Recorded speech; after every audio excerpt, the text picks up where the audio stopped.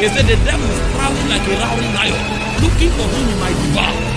And so you don't have to do anything to fight. So stay battle ready. If you are not battle ready, you can never take over. In fact, when you study the Old Testament, every land they conquered through battle. Joshua alone conquered 31 nations, and it was by battle. If you don't fight, you can't take over. Everything that is yours is taken. Nothing is given in this kingdom. Even your inheritance will be taken. Do you think people give inheritance? When Jacob wanted to give his inheritance, he said, go and get a savory venison.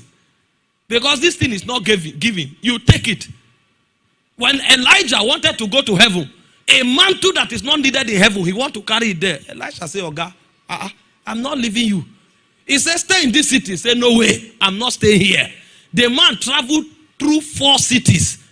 So you want this guy that served you all his life to just go like that? But the guy knew that inheritances are not given, they are collected.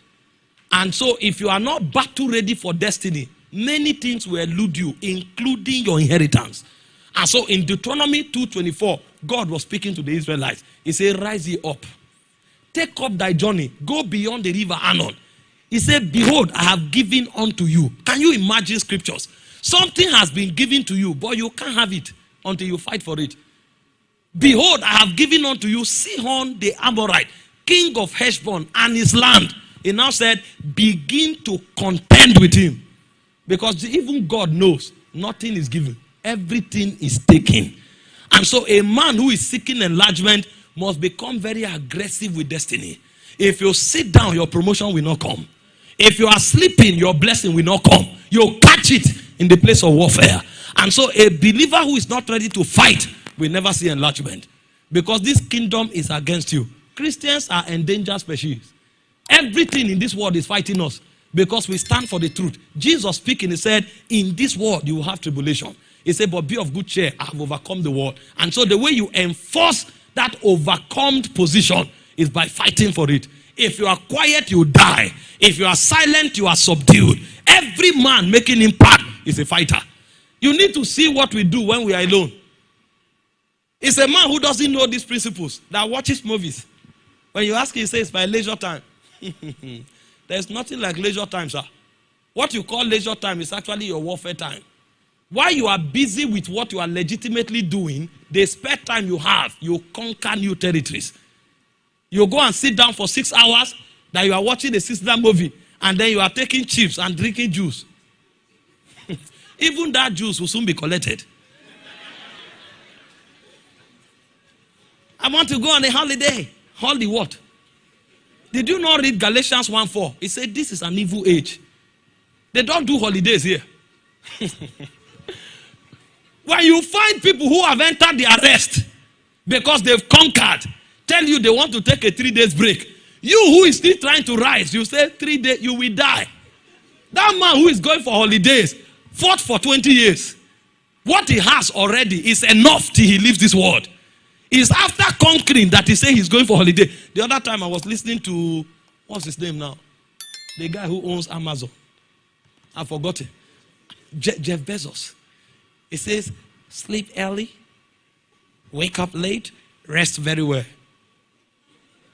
And then somebody will pick it and say, look at the worst billionaires are saying you should rest. And then he is 15, he is 19, he is 22, and he's sleeping early. And he's waking late. You will not even get a job in Amazon. A man who is a billionaire, who sat up all for more than 10 years, sat up thinking, now comes to tell you, sitting on over 100 billion, say sleep early, wake up late, and rest well. He said, rise ye up, take up thy journey. If you don't rise up, you will perish. Have you not read Isaiah 60 verse 1? It says, arise, shine, your light is come. Your light has come, but it doesn't mean you will shine. You will only shine when you rise. And so there are many persons, their light are on them, but they will never shine because they are lying down when the light is there. The light only shines on the man who stands. And it takes battles to stand. That's why I say, having done all to stand, stand therefore. And the way you stand is to take up the whole armor of God. If you don't take the armor of God for battle, You will be crumbled in this life. Enlargement is not a gift, it's taken. And only warriors know it. You don't know how nations are won. It's through conquest. You know, we came late. We came in the era of democracy, so we are not educated. Ask our fathers who are 60, 70 years old. They will tell you. Because they experience kingdom. What you call your village today, people fought to inherit it. Because if you don't fight, you can't have it. This country you are seeing today, people fought to possess it. You now came with a green card and say, I'm a Nigerian. This is my international passport. That thing you call a passport is the blood of men who fought. But you showed up after they've conquered. That's why you are carrying that passport. And you think you conquer your own ground by speaking English. They didn't speak English for Nigeria to emerge. They fought for Nigeria to emerge. Every territory taken is taken through battles. And that is how it will be with your destiny. For you to shift to the next level, you must fight. There was a time I came to a junction in my life. I knew. And I was looking at God. God was looking at me. The next phase is ready. Are you willing to enter? And I knew I had to fight. And I declared a 21 days fast every month. Every month I go on 21 days fast. I rest for 9 days. I start another one. I rest for 9 days. I start another one. It was on the 6th month while I was fasting. I was in my room praying and the walls vanished. And I saw 2 creatures standing. One had 10 horns. The other one looked like a man that was exhumed from the grave. I could see through his body. I saw bones as if he was rotting. And God told me, these are the 2 princes that rule the destinies of your bloodline. I said, I'm born again. I'm in Christ Jesus. He said, these are rebellious spirits. They don't know. You will have to tell them.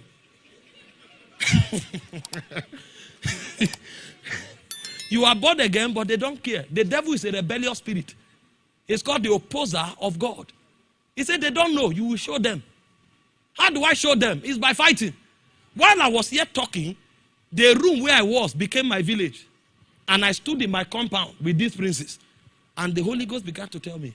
He said, this bloodline, there are 4 weapons they use to enslave people. He said, number 1 is pride. He said, number 2 is drunkenness. He said, number 3 is lying. He said, number 4 is womanizing. If you fight and conquer these things, they will not have authority over you.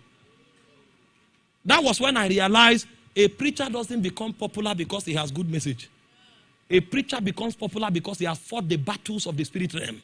And he has conquered. So his manifestation is a testimony of his conquest. So many persons look at you, they come and recite your messages. They think it's the message that makes you explode. You will preach it for a long time. Some people look at some businessmen, they say, this man is selling spare part. The money is in spare part.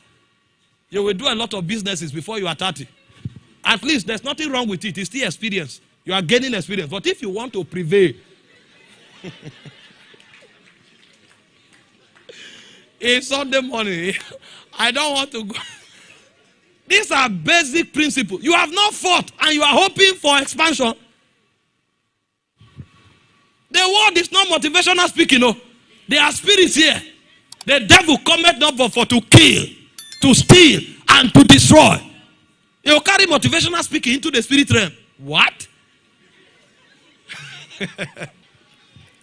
They are very, very civilized.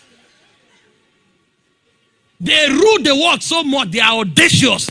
And somebody will write on a certificate, civil servant.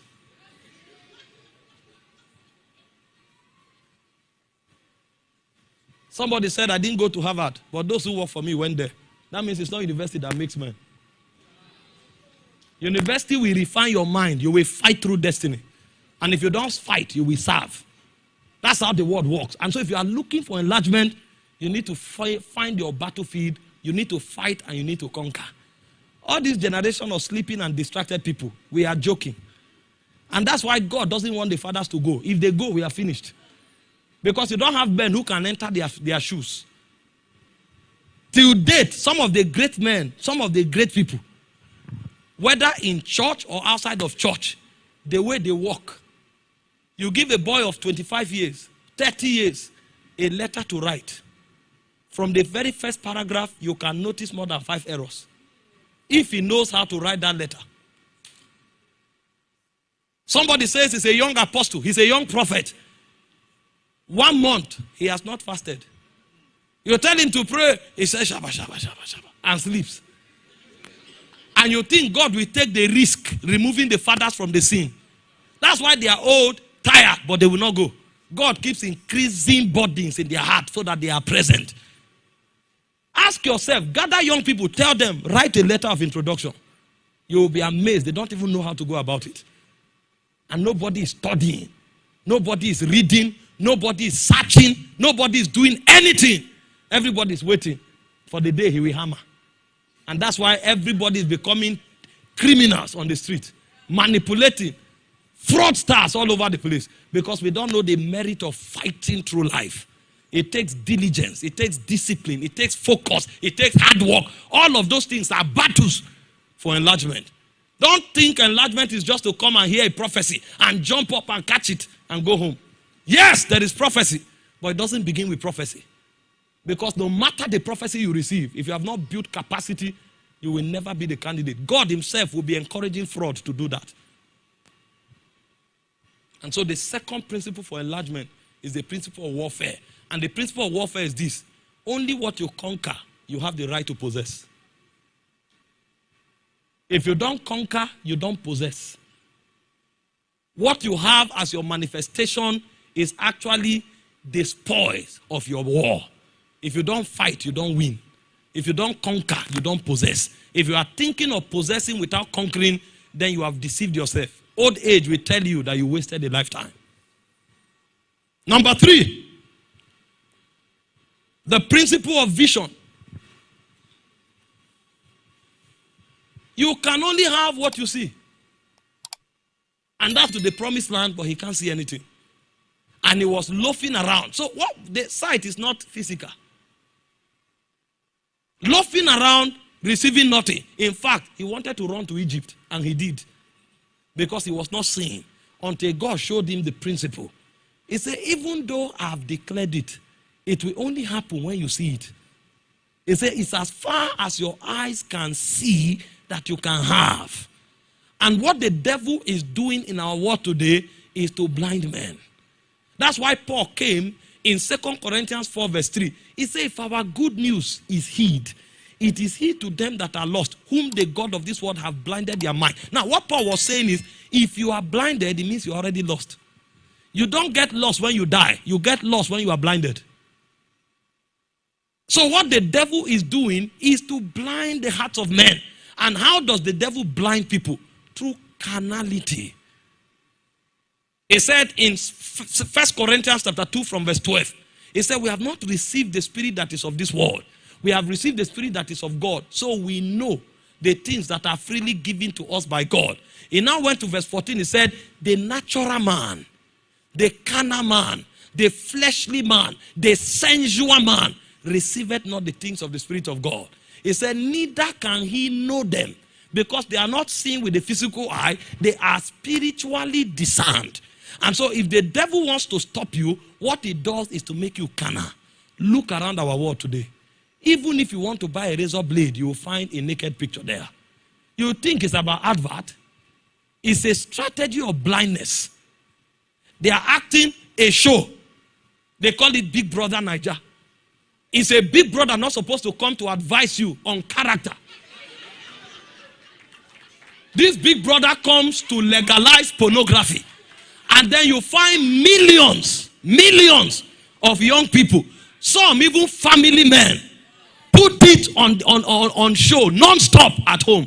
Even innocent children are corrupt before they become wise by looking upon those pornographic exposures.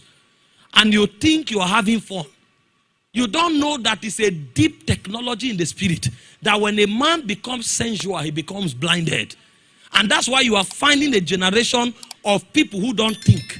You are finding a generation of people who can no longer invent or create anything, because all their energy is channeled towards lust and seduction. An Arabian prince was speaking the other time, and he said, do you think what you watch on Tik Tok in America and Africa is what they watch in China? You don't dare play that thing in China. They will banish it, because they need their children to think mathematics.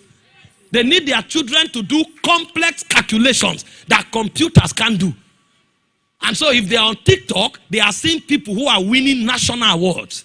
They are seeing people who are doing complex calculations, generating programs, algorithms that computers cannot discern. That's what they are seeing in order to open their spirit man to see broader vision. But you click TikTok in Nigeria, somebody is naked or a comedian is laughing, and everything is about sex, lust, and seduction.